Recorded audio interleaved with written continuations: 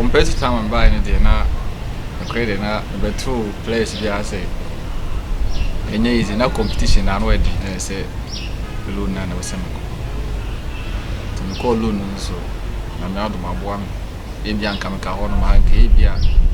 e se me ntimi nyi na me ado ma me timi call loan a kire de mitimai loan at King Pfizer na e desire be say o could prove a point to Kotoko coaches and supporters say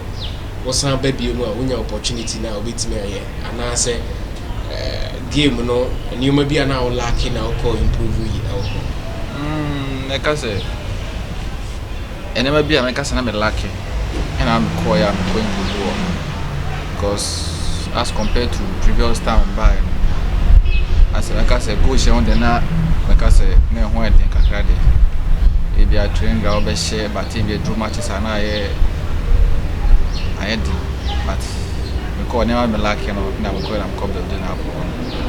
that time no na e hu bi na boss na ka say beto okuku da no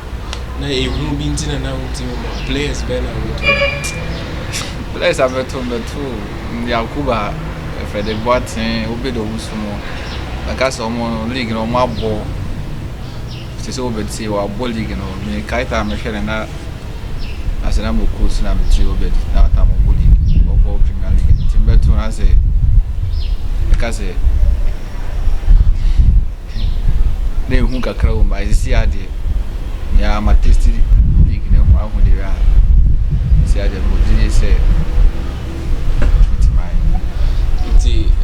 o catch Kotoko supporters say who na wangasa na ewu mu no se de ekọ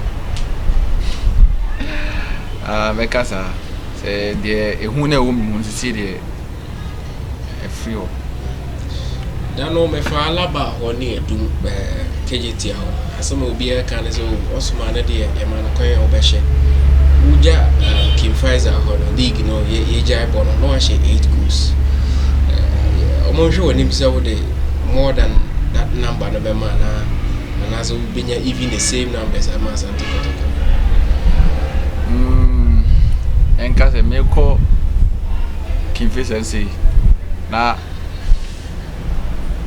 ni nim se de me meet my but na me adom me try and am timi ye e drew